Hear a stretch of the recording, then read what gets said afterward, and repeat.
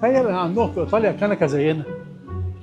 مثلا انت جيت ازاي؟ ما تجيش على حكاوي انت. بكمل لك الموضوع يا صلاح. يلا بينا.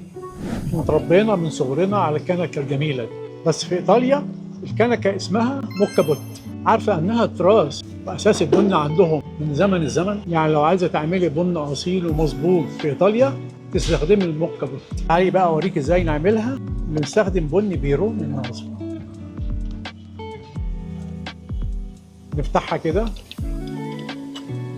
ونشيل الفلتر ده ونحط الميه. نحط البن في الفلتر،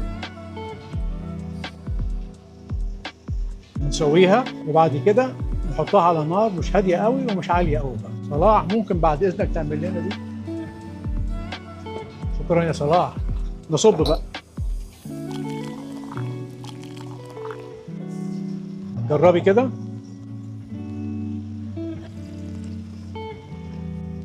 ايه رايك؟